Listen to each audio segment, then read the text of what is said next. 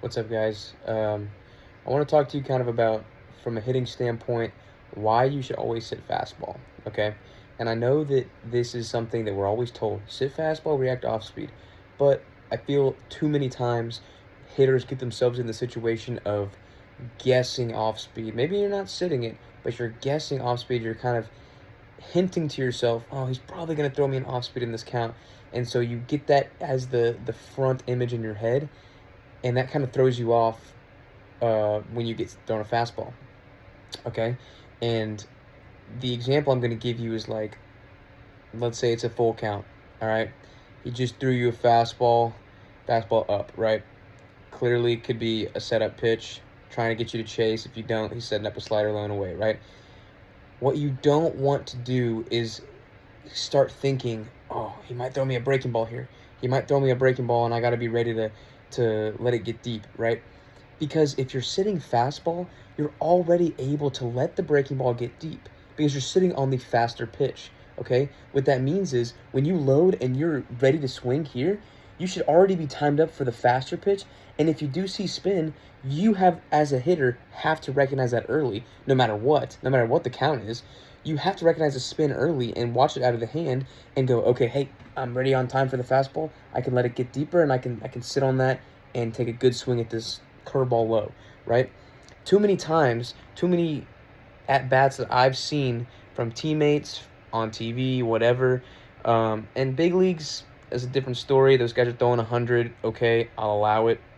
I still don't like the idea of sitting off speed, but there's also so much data and metrics on those pitchers compared to pitchers in D1, D2, D3. Yeah, D1, there's a little bit of that for sure, especially like the P5 schools. But mid-majors and stuff like that, you're definitely able to sit fastball and react off speed. I know they're still throwing hard, but when you are consistently seeing that enough, it's just the fastball slider combo is what you're seeing. Okay, um, but when you are in the batter's box and you are ready to hit the fastball, there's no reason for you to guess or think, what if he throws a slider here? Because if he throws a slider, then you have more time if you're sitting on the fastball. So there's no reason for you to be worried about whether he throws an off speed. The only thing you should be thinking is to know what the location of the off speed is for you to swing at, right?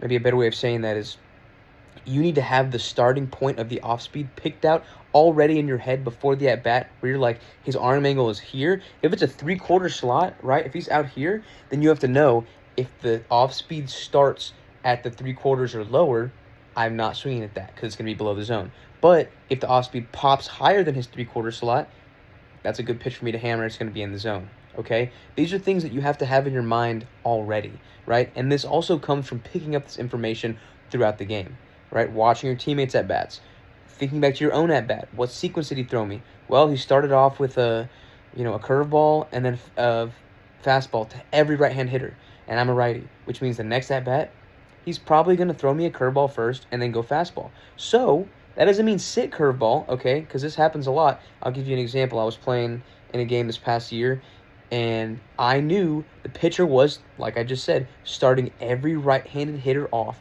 with curveball, front door curveball, and then he would play a high fastball off that, high and in fastball, okay? So my second at bat, he throws me that curveball. He started it was a little low, like probably ended a little below the knees, and I took a hack at it. Fouled it straight back, put a good swing on it. In my head, I'm thinking, since he came with the curveball first and I was ready for it, he's probably going to try to beat me up with the fastball. He throws fastball up and in. I pull my hands close to my body, and I hit it off the wall to left center, okay? I didn't do that because I was guessing fastball. Yes, I was sitting fastball on both pitches, by the way, including the first pitch that I swung at that was an off speed. But the reason I was successful with that is because I was able to actually pick apart the pitcher's mentality by watching him and picking these things up mid-game, all right? This wasn't like a mid-at-bat adjustment. This was before the at-bat, I had an understanding of what the pitcher might throw to me, and I was sticking to my approach, which is sit fastball, react off speed, knowing if I sit this fastball, and I get a good off speed the first pitch, I'm going to sit on it. I'm going to take a good swing, which I did, and I fouled it back, okay? And then I knew, because he threw me that off speed, I'm probably going to get a fastball here. And since I'm already sitting fastball, there was no reason for me to miss that pitch. Because I knew, one, the fastball was coming because of the sequence the pitcher was pitching to every right-handed hitter. And two, I'm sitting fastball. So I'm not surprised by it, okay?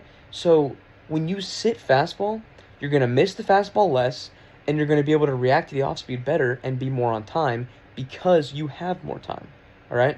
So again, there's no reason you should be sitting off-speed unless the guy throws 100 miles an hour with a freaking saucer of an off-speed that moves 20 inches vertical break, all right? That is the only time that I will allow you to sit off-speed, all right? But in all seriousness, you should be sitting fastball because it gives you the best chance to be successful consistently, all right? So remember that.